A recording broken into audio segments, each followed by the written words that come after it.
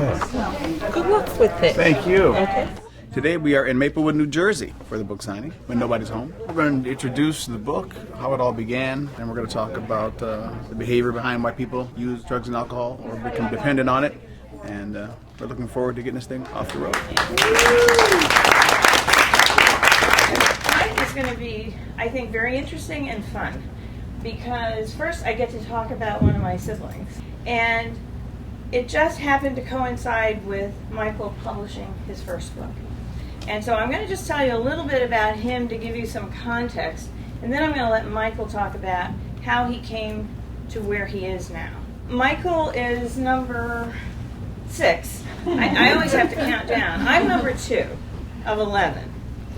It was a very busy household and a very noisy household. And Michael is actually he's a twin.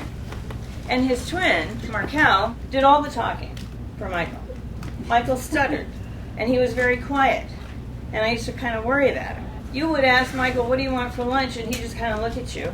And Markel would say, he wants peanut butter and jelly. And I'd say, really, Michael? And he'd go, mm-hmm. Michael, I realized looking back, was an observer. He was always an observer. He was quiet.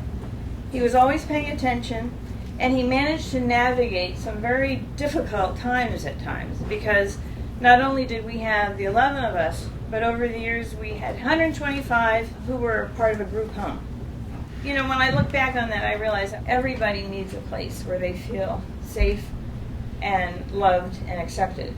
And I think that's what you'll hear some of that coming from Michael as he talks about his clients and the approach that he's discovered for reaching them successfully. And so I'm going to let him do the talking because he knows all about this, and feel free to interrupt him if you have a really pressing question. Otherwise, wait till he's done and then he'll answer your questions. So thank you very much, Michael.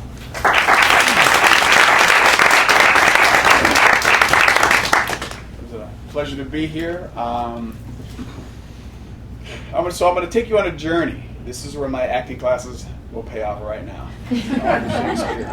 And I say that because this is how I actually got started. I'll take you on a journey on how this all came about.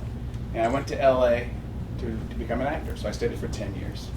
So I've done monologues, I've done everything. I was there doing my thing on the audition circuit. Then you find out you're not making a lot of money because you got a little guy here growing up. There he is growing up. Going on auditions with me, tagging along the whole 9 yards. And what I discovered is that I became a probation officer. It landed in my lap. You want to be a PO? I said, I don't want to be because I was teaching at the time. And I saw what they did to the kids. I said, wow, they're kind of harsh on them. I didn't want to do that. But I went anyway. And you stay with something long enough, you get promoted. So now you get promoted to the adult field world. So next thing you know, I am supervising adult probationers. And these guys were alcohol and drug offenders. And during that time, around 2000, I was uncovering stuff about me. In acting, you have to uncover yourself. You know, who are you? You know, what's going on inside to get to the emotional, center so you can play the role. And some of the things I studied were these. One was called Carl Jung. You might have heard of him. Carl Jung, psychologist, best friend of, used to be the best friend of Sigmund Freud. So they had a fallout. But I liked his method. It's called archetypes. And what I did, I used these methods with clients because it made things simpler. And we have about 150, and we use about 5 or 6 of them. Now, for example, an archetype that I'm using right now is my teacher. I like to teach.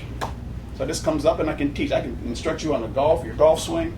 I can go over here and do this thing because that's my archetype. That's something I just do automatically without thinking. Well, the archetype I discovered in my clients were the wounded child, the abandoned child, the neglected child. And when I would explain that to them to get them to see that, they go, it would make sense to them without using all these fancy psychological terms or anything like that.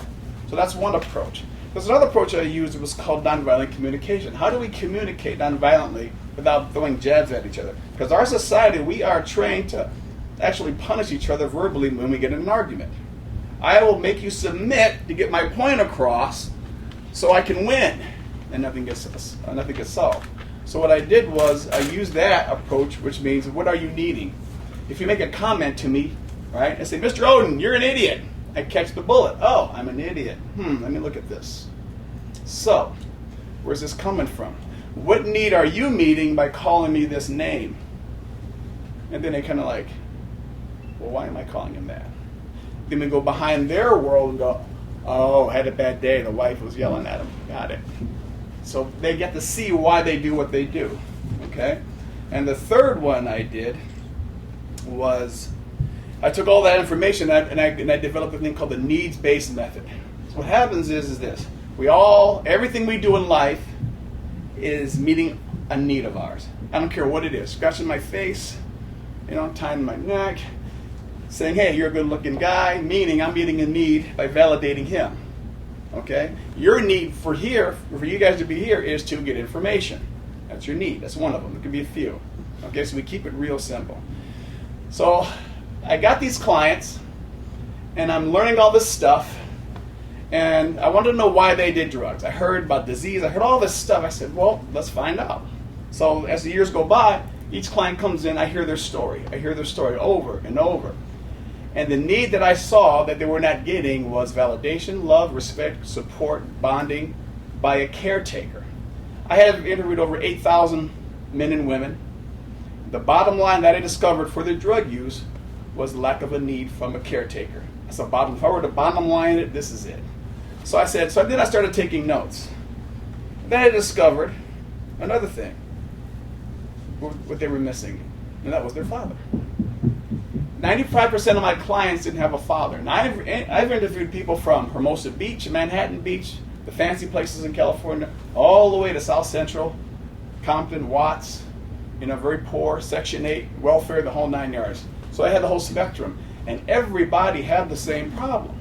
So then I decided, let me take some notes. So over a 7-year period, I was documenting stories, writing notes, and then we had to test them, so to see who was violating probation. And what I did is I kept a percentage of who failed the test and who didn't.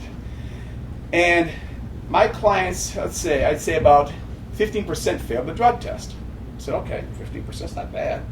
So what was UCLA doing? Now, Prop 36 was the program we were using in California at the time to, instead of putting him in jail, just shoving him there, we'll put him in a treatment program. That'll help him out. And their success rate was about 10, 15%. I'm going over here. This is over a 3-year period. I'm going, okay, mine's 85, 80. I'm keeping track. I'm really trying to be honest. I just want to figure this whole thing out.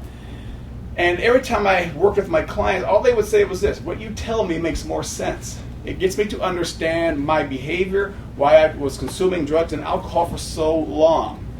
All right? The meaning is that they were meeting an emotional need.